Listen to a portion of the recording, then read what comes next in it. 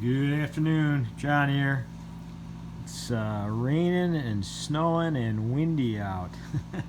So I'm in the shop here under the heater. I made 1, 2, 3, 4, 5.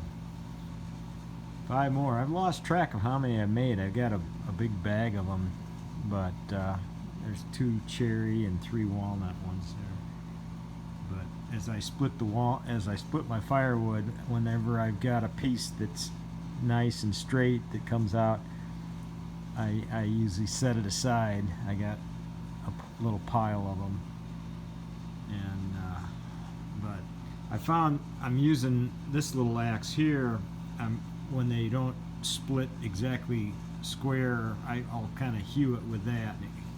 It works kind of nice. But yeah, Monday, Tuesday, and Wednesday are supposed to be mid 60s, I believe. So hopefully I get out kayaking here.